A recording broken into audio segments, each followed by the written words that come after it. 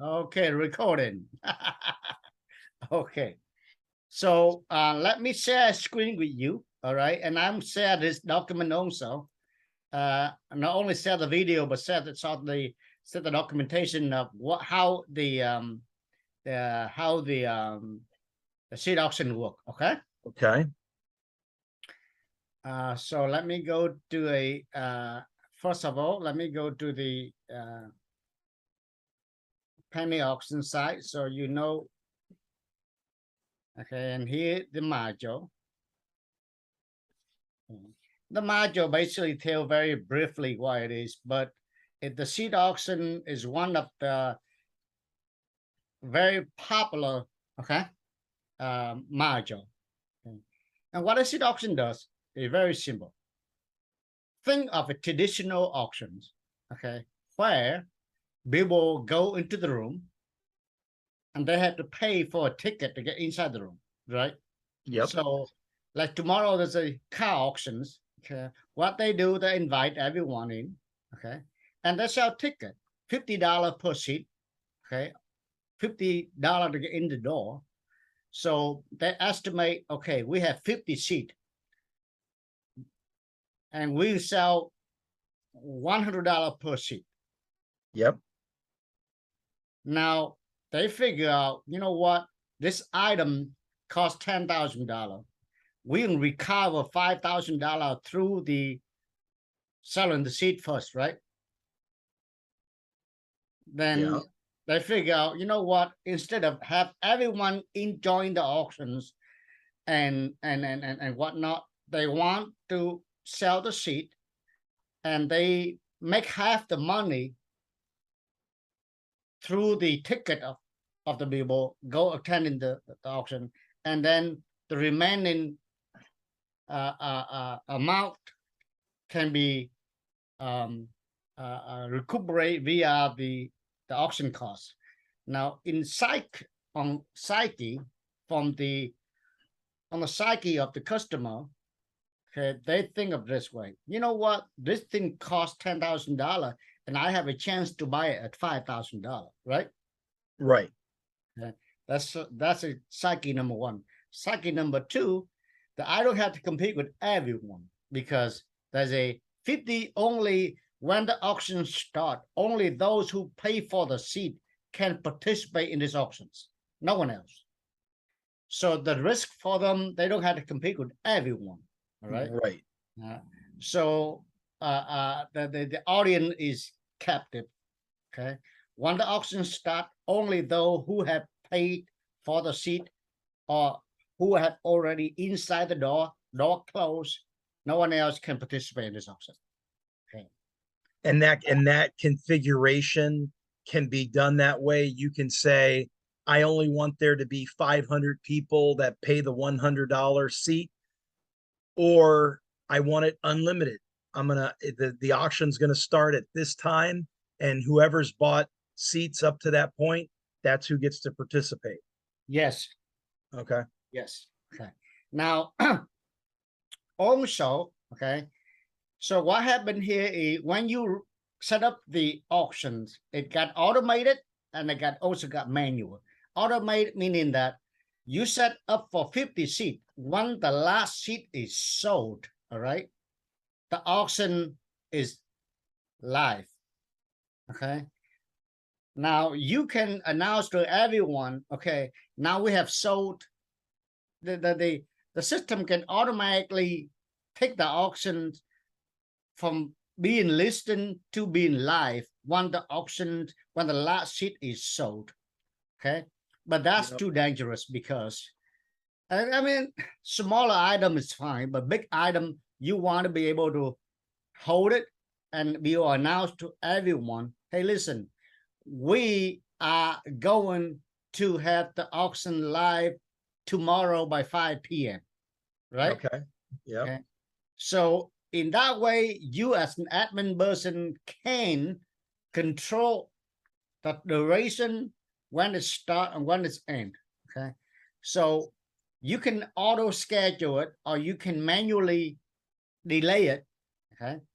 Now, Also, there are some there will be time that you said, because on when you set up an auction, you said, okay, we wanted 50 seat, okay, uh, and the auction is scheduled to run on August 15, right?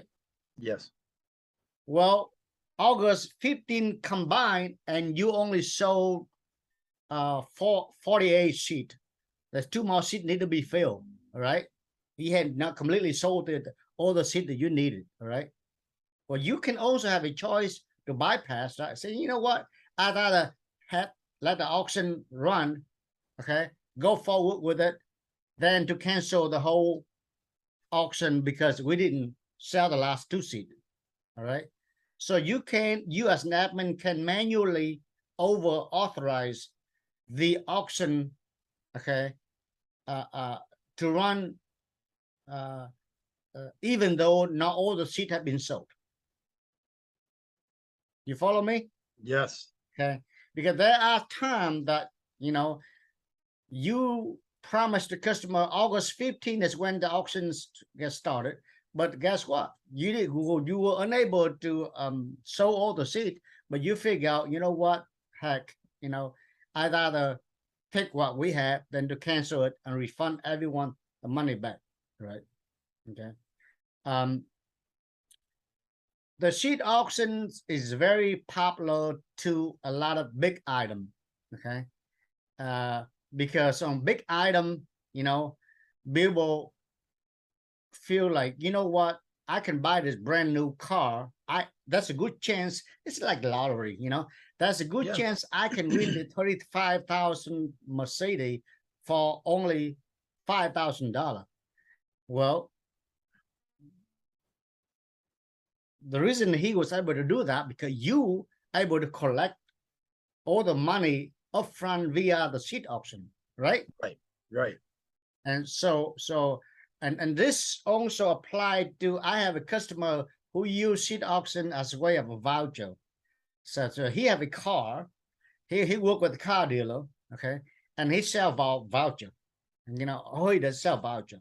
I mean, Now, he sell, when you say voucher, one of the things that Jules, he's been talking to Carvana and AutoNation about basically a gift certificate. yeah, So it's not all the price of the car, but it's $10,000 towards the car or whatever, right? exactly, exactly. Same concept. They do it. So you will be able to bid for a voucher to get $10,000 off on a brand new car, whatever car you have. Um, Right.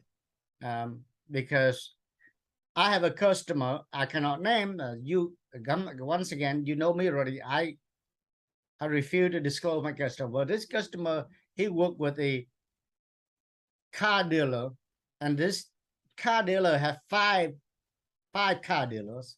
So Uh-huh. once in a 5 while, dealerships. yeah, they have model, they have car, like at the end of the year where they have a new model coming out. They're gonna Yeah. get rid of all the old model, right? The only way to do that is they give voucher, okay, and to promote, because 2020, 2023 be next year very quick, so they want to get rid of all the latest model so they can get in the new model coming in. So Right. by using that, they do a lot of Let me, voucher. let me ask you, your client, is he the one that owns the dealerships or he just works with the dealerships? He just worked with the dealership. Okay, so this guy may be somebody we want to talk to, or you can ask him if he'd be interested in being an auctionpreneur with us to put his vouchers for his cars to our community. Yeah, yeah, Yeah, that would be awesome. yeah, So that's one thing. The other thing is, you know how Publishing Clearinghouse always says win $5,000 a week for the rest of your life, right? mm, So Jules has been talking to some annuity companies, and so we think that the seated auction would be a perfect scenario to sell annuities, to auction off annuities. So Mm. somebody can come in there and basically for the seat price, we can cover the annuity cost, and these people can, and obviously we make money off of the annuity. Yeah, yeah. Well, I haven't got anyone deal with annuity. You'll be the first one. So Yeah, no, we think it would be pretty yeah, awesome. yeah. But that's how the auction work. Okay. Yep. Um. I have, I have, I have different in the past. I have some people kind of twist a little bit here and there. Uh, but overall, the concept the same. But the process of doing it, uh, uh, I have seen some very unique customization of the seated options. Okay, with the process of the process, But overall, the concept is the same thing. The concept here is, you know, um, you don't from the customer end of it. I mean, it for you as the owner. Okay, it's safe for you, right? You figure out. You know what? I am I'm not gonna lose my ass off on this brand new Mercedes because guess what? If I don't cover enough of the money upfront through the seat auctions, through selling the seat, then I'm not going to run the Right. auction. Right? Right. There you That's right. go. So it's in this case, provide a safety net for you. Okay. From Yep. the customer end of it, from customer say, why is it the seat auction? Why is it for me? And what the guy said, you know what? For $50, I have a chance to win a brand new Mercedes, for 5,000, right? Because you can say that, this Mercedes, $35,000, okay, okay, and it is ready to be sold at $5,000. But if whoever bid beyond that, that means you make the money, right? Right. So I mean, so the way that we understand the seated auction to work is we have a seat cost, which it's in that collection. We're hoping to cover a certain amount of the item cost, if not all of the item cost. And That's right. then once the auction begins, then it's like your typical car auction or an auction of a home that people try to outdo each other how much they're willing to spend Exactly. for, right?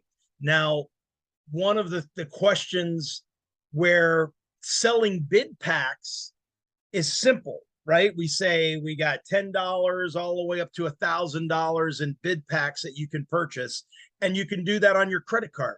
But when it comes to these high-end items, nobody's going to have a credit card that's going to process, $150,000, $200,000, right? So what typically is the process that somebody uses to validate?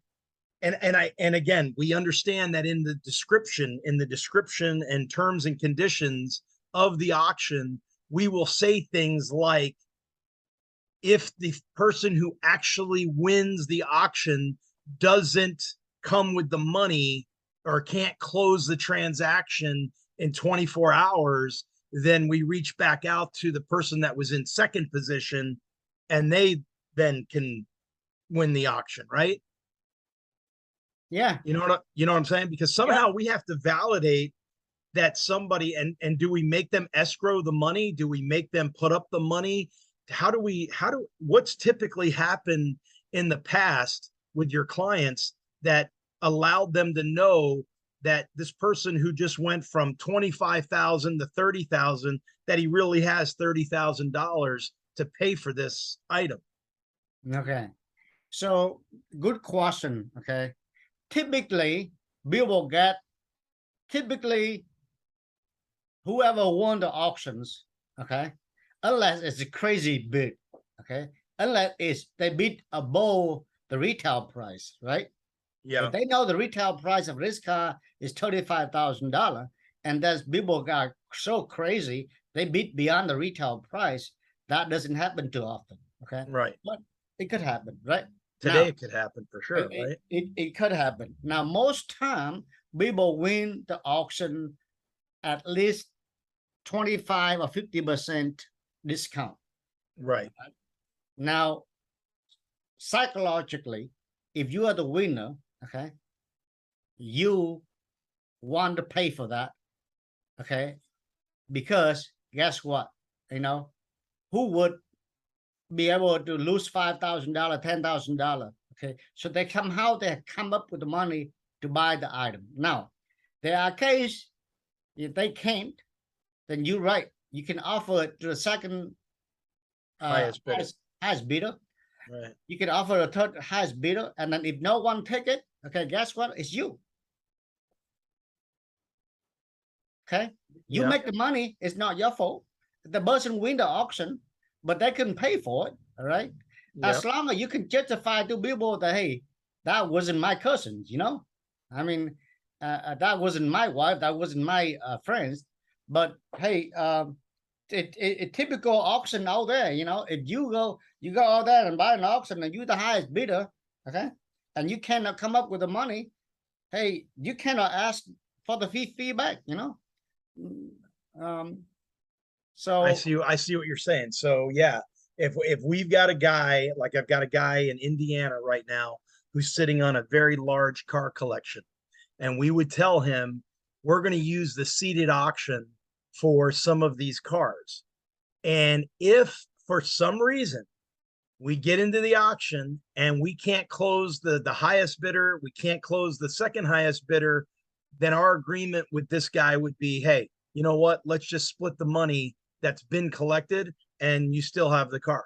yeah, We didn't get rid of the car. Nobody's getting their money back. yeah, That's just the way it is. yeah. Okay. So seldomly I see anyone that won the item. Then unless I have one customer that he did this, and we have custom made for. Whenever the people bidding the auction above the retail price, okay, that's when you gotta worry. Yes. You worry the guys realize, damn, I was in the I was hype, and now I realize this is $5,000 more than actually I can buy in the market. Okay, therefore I decide not to take it. All right. Okay. But most time people take it because it have a discount to it. Yeah, they got it for a discount, and even if they for whatever reason changes their mind, they would get it and then find a way to resell it because they've got the margin in there. Yeah. So can you what do you said you were going to share some other things with us on the seated auctions? Is there documentation? You want to take me in and show me the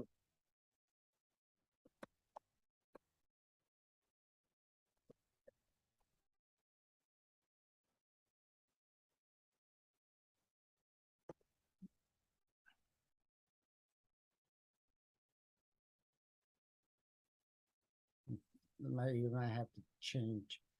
It could be a different drive for a second.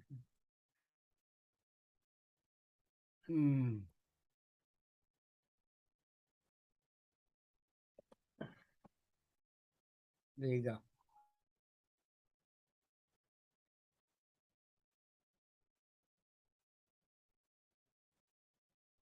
I'm a San Juris. This got a lot of detail to it. Okay. Okay. Whenever you turn on the auction, there's a sheet like this, meaning it indicates as a seat auctions. Okay. Right. Okay. Thing like that. The process, they got a flow chart here, typical flow chart of a seat auctions. Okay, great. They have some sample here. Okay. Yeah. Yeah. Right now you see right here, cost 10 bid. All right. Yep. And then available 2 seat left, thing like that, you know. I see. 500 bid. Okay. Now some people call the bid, some people call seat, you know, and how you want to say it, you know. Okay. Some people call it and that's an example of that. Okay. But there is that example where somebody said, you know, our bids are $1, And if we said that we want the seat price to be $500 to get a seat in this auction, we would just put 500 bids. Yep. Yep. See right here, auction ID, retail price. All right. Registration begin, registration end. Okay. Auction start. This is NA because this auction you can put out NA because you know. Or to be determined. Yeah, TBD, yeah, something yeah, like that. yeah. They have dealer information here too, you know. That's great. Got to come from a car. They have dealer information there. So what you do is you go in to buy a seat, all right? Yep. You will buy a seat, and right here, the retail price, you click on yes, you want to buy the seat. Okay. Then here show you, okay, you confirm the seat. Now, remember, when you buy the seat, you have two ways of doing it.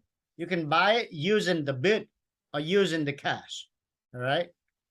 You know, a lot of people using cash. Yeah. Versus bid. All right. You know, but I have some customer, you know, using bid. Right. But I think it'd be safer. It's more beneficiary to you as the owner to have them pay cash instead of buy and bid. Because buy and bid, you know, when you go to legality, you know, it's harder for you to defend yourself when you try to sell someone some bid that huge amount like that. Yeah, right. yeah. Yeah, we would just say, okay, we would make arrangements for a wire transfer or ACH or something from their account. Yeah, but I mean, this case is you selling the seat, okay, and the seat is basically you call it an auction fee, right? Okay, I mean, you can call it as an auction fee, or you can call it a seat. You could whatever you want to call with it, right? Right. You know, and then you can put out that the auction fee is non-refundable because hey, it took me time and effort and money to organize this auction, so this auction fee belonged to me, right? That's right. Yeah. Versus if you buy the bid, they say I want my bid back, you know. Yes, of course. Yep. You know, and I want my bid back. So in this case, as you say, listen, you know, I mean, it's an auction fee, basically, a service fee that, you know, that we pay for hosting, we pay for the auction platform, we pay for all this, and this is the cost for us to host this auctions, right? Yep. And that is, I think, it's more justifiable than selling bid. Okay, I agree. one thing you have to understand that once the auction started, okay, most time, the bidder cost them nothing to bid until they win the auctions. All right. Unlike penny auction, when they bid on it, they lost the bid, right? Yes. With the cheated auctions, they paid upfront for the seat to get in already. Now they can bid unlimited. They can bid all they want to bid. The price is going up. Okay, so right. So in this case, from the bidder psyche, they can, if it costs you to bid, they be careful with bidding. But if it costs you nothing to bid, that's all it does is drive the price up, but it doesn't cost the person anything to bid on. You follow me? Yeah, yeah. Okay. So in this case, you will see the auction got a lot more activities bidding than the typical penny auction. The typical penny auction, people will basically be very careful with it because whenever they click, they lost money if they didn't win. Okay, right. With the city auctions, you know, it doesn't cost them to bid. Okay, it costs them to buy the item, you know. Yeah. But in this case, the price mostly is raising up faster than the typical penny auction. Right. Right. Because it doesn't cost them anything to bid. And so that user interface as a bidder in a seated auction once it begins, is there a clock that counts down? And when the clock ends, whoever's got the highest bid is the winner? Or does it work like a typical auction where it says going once, going twice, going 3 times, sold to the last bidder? How does that work? Is it a clock that counts down and we look at it when it concludes and we say, okay, it ended at midnight tonight and the highest bid was given by X person? Well, that is depend on you. A pro and con Okay. for that, right? Pro and con for that it is okay. If you put down exactly, well, you have to have you said, well, from once the price passed $5,000, okay, whoever the last bidder is the winner, right? Yep. Now, at the same, okay, but you gotta be careful with when you put out the auction will end at midnight. Okay, guess what? At the moment at the midnight. Okay. Okay. Why can't I continue to bid? Why are you taking me out? Okay, when I'm still bidding, right? Yeah, it passed. It's okay, midnight already, but guess what? There's 5 people want the item. Okay. Okay. Why don't we let them? I mean, if you end it right at midnight at that second, okay, you will have trouble with those 5 people. Okay. So what do you do? Let them bid until the last person say, "Hey, I'm out." Okay, so last person to put in a bid, there's no timer. Last person, and we say, hey, there's no other bidders. No one else seems to be bidding higher than this guy. He's- Do And he's a what do we winner. do? Yeah, He's the winner. he's a winner. So because you gotta be careful with the time. We have in the past, I say, hey, it will end up exactly at midnight. Guess what? At midnight, the guy said, listen, okay, you end the clock, okay, and that guy win the auctions. Why I'm still wanting to bid? Okay. So let's say that we ended up starting this thing with 1,000 people. 1,000 people bought the seats. And now we're down to what appears, like you said, maybe there's 3 to 5 people that seem to be kind of outdoing each other. Yep. And then we notice that there Hey, hasn't been Don, any. it's Jules. Hey, Jules, how are you? I saw that the call was at 10. I'm sorry. No, it's all right. It's 9. If I would have paid attention to your text, I would have texted you back and said, no, that's 9. But Oh we're recording this so that you can go back and watch it. Oh, okay. All right. But I was just getting to the point where, I had asked Philip, does it make sense to put a seated auction with a timer? And he said that it becomes a problem because if you got 3 to 5 people or more and the clock and it's midnight is when you said it's going to end and you still got people trying to outdo each other, then that becomes a problem. So his suggestion is to not do that. And then we look and we see that, okay, what I was getting ready to ask Philip was, what happens when there are 3 to 5 people who have appeared to be outdoing each other, but we don't see any activity for a certain amount of time? Is there a way for us? Do we just email or text those 5 people and say going once, going twice? Is there any other bit, and if we don't see anything, it goes to the last guy that, put up entered an amount that he's willing to pay for it. Well, you don't have to. The system have the clock, right? It going once, going twice, and nobody bid on it. The last person win. So what I'm saying is, let's say that we go to sleep. I go to sleep at 10 o'clock at night, and I wake up the next morning, 6 o'clock in the morning, and I go on and I look and I see that, you know what? These people kept going back and forth until 3 o'clock in the morning, and I don't see any other activity after 3 o'clock in the morning.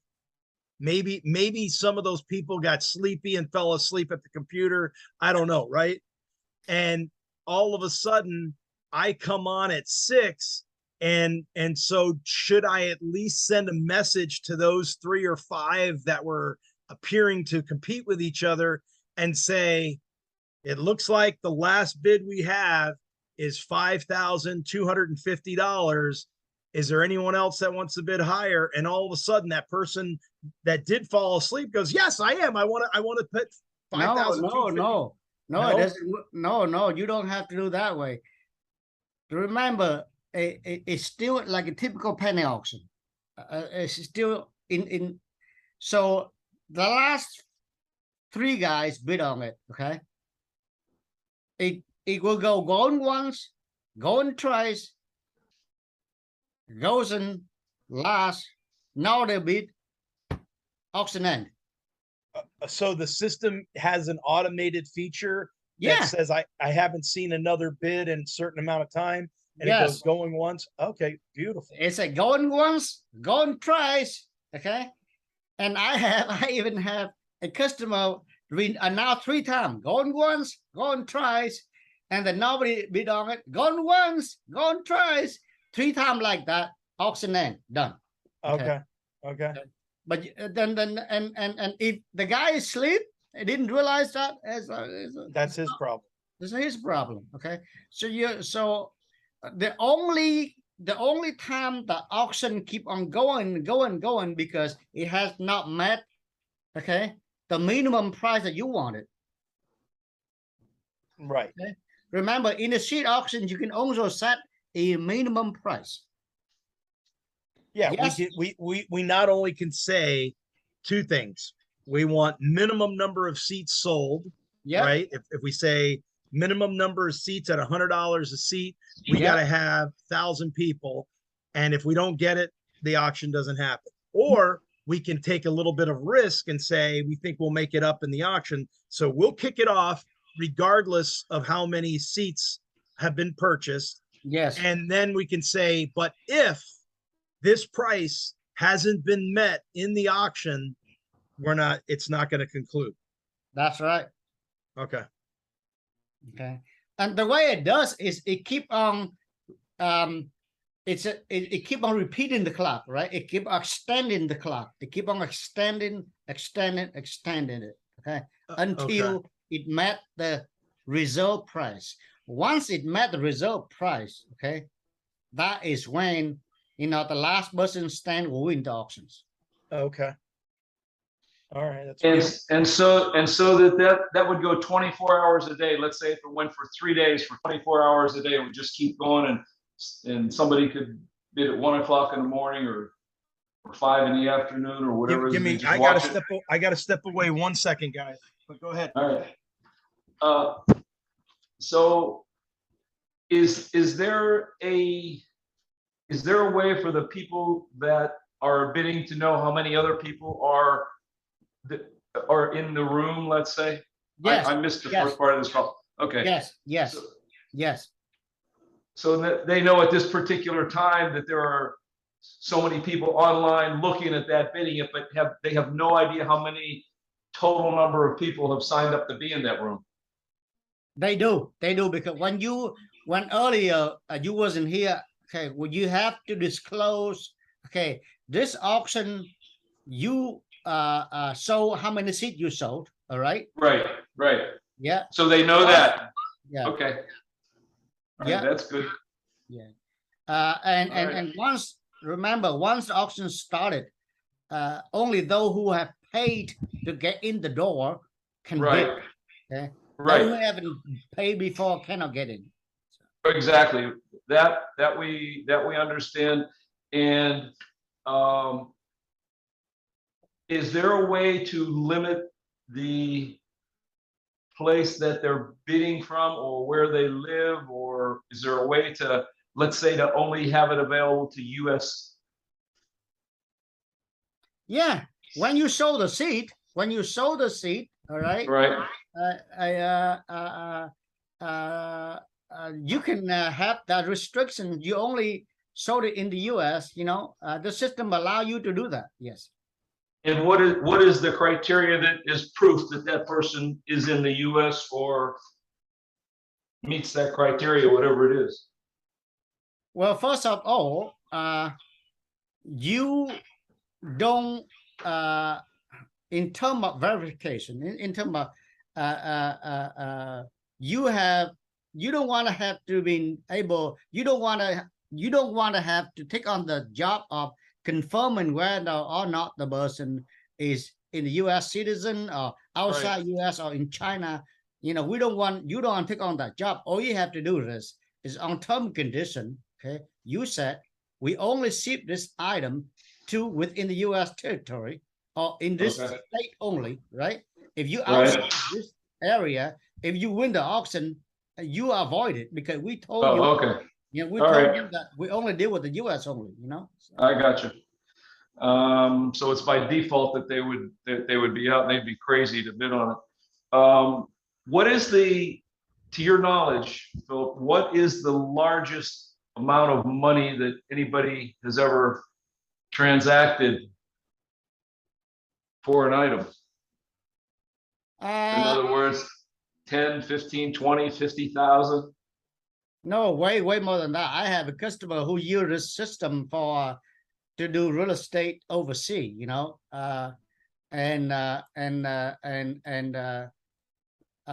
they deal with, you know, amount of exceeding $1 million for one of those with those condo that they sold in Japan, you know.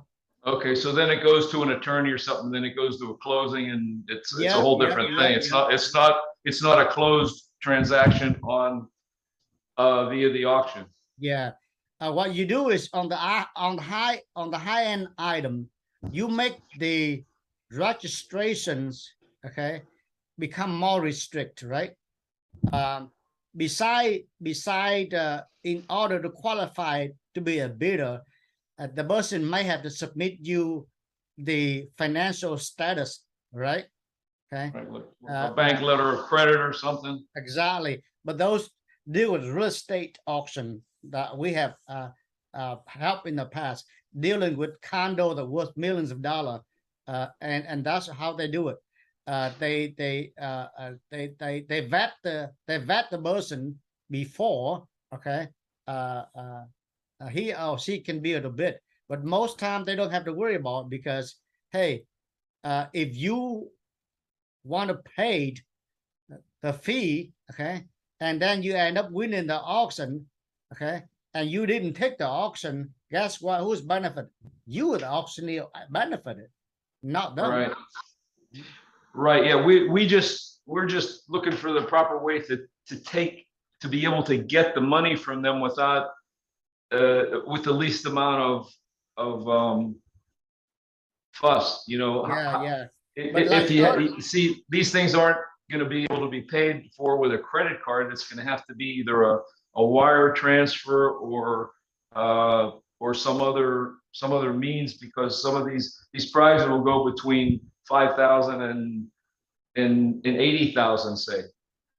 So for us to get the 5 or 80 is one thing, but you're right. A person, if he didn't intend on paying it, wouldn't sit through the thing and because it's a real prize, they're going to get an extremely good deal. I mean, they're going to get something they could not get anywhere else in the world. Yep. Most time, if you have the situation, you announce to hey, now if you have 24 hours, if you don't pay for it, the second highest bidder will get it. The second highest bidder will be happy to run after that, you know. Yes. Because most time they have a great saving, because guess what? I use an example of a Mercedes, the $35,000 Mercedes. You collect about $20,000 using the registration fee or the seated auctions. Now the person be able to win it, you know, at such a discount, you know. Who in the right mind don't want to claim on that, you know?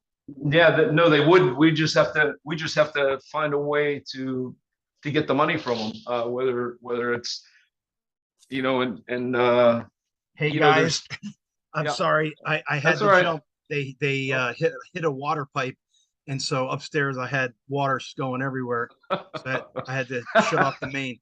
But I've got to jump on at 10 o'clock. You guys keep going.